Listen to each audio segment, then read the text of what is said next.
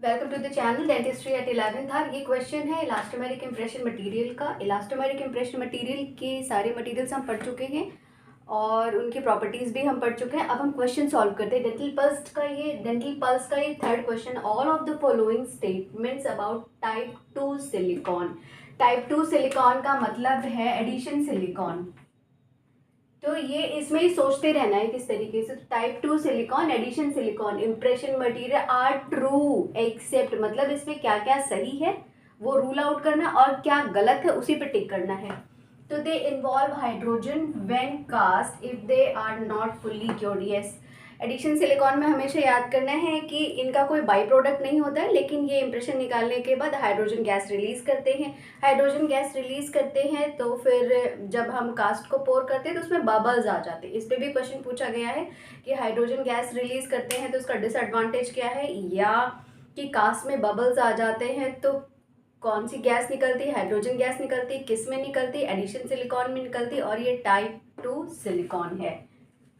ये elastomeric impression material का dental pulse का थर्ड क्वेश्चन है, तो ये ट्रू है। दे exhibit very low setting shrinkage. हाँ, उनकी सेटिंग श्रिंकेज बहुत कम होती है। और ये कैसे पता चलेगा आंसर?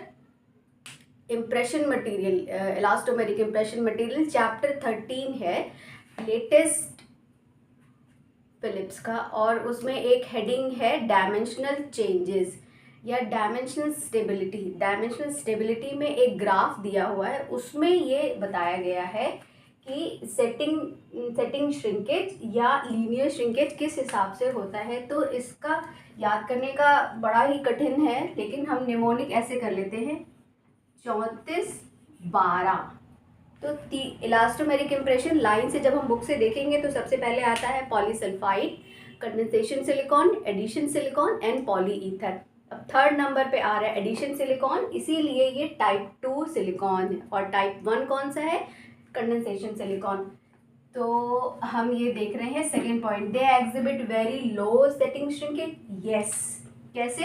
इनका सीक्वेंस क्या होगा चारों का? तो 34-12 से याद करना है। तीसरे नंबर पे आ रहा था एडिशन सिलिकॉन, उसके बाद आ रहा था चौथे नंबर पे आता है ईथर, उसके बाद आता है सल्फाइड और उसके बाद आता है कंडेंसेशन सिलिकॉन। तो एडिशन सिलिकॉन का ऐसे भी याद कर सकते हैं, श्रिंकेज इम्प्रेशन लेने के बाद मटेरियल में श्रिंकेज वैसे ही बहुत कम होता है, इसीलिए हम उससे 24 घंटे तक या आगे भी कई कास्ट बना सकते हैं, कई कास्ट पोर कर सकते हैं। जैसे एल्जिनेट के साथ ऐसा नहीं होता है ना, हम जल्दी से कास्ट पोर कर लेते हैं, नहीं तो वो श्रिंक कर जाता है, एकदम ड्राई हो जाता है। तो जो भी हम दोबारा कास्ट पोर करेंगे वो बहुत अच्छी नहीं आएगी। तो एडिशन सिलिकॉन मतलब कितनी भी आप कास्ट ऐड कर सकते हैं। तो addition silicone they exhibit very low setting shrinkage. हाँ, उनका बहुत ही कम सेटिंग श्रिंकेज होता है। Low tear resistance than polysulphide. हाँ, इनका टीयर रेजिस्टेंस भी बहुत ही कम होता है। तो टीयर रेजिस्टेंस का भी एक प्रॉपर्टी है, जब इनकी प्रॉपर्टी इलास्टोमेरिक इम्प्रेशन मटेरियल की बुक से प्रॉपर्टी पढ़ेंगे तो उसमें भी ये दिया हुआ है कि टीयर रेजिस्टेंस का सीक्वेंस क्या है। ये ऐसे भी पूछे गए हैं क्वेश्चंस और अलग अलग करके पूछेंगे। लोअर टीयर रेजिस्टेंस का मतलब यहाँ पे है कि मटेरियल जब हम इम्प्रेशन ले रहे हैं और यहाँ पे इम्प्रेशन हम CD में नहीं जाएंगे, यहाँ पे हम FPD में जाएंगे, prepared tooth crown cut tooth का हम इम्प्रेशन ले रहे हैं।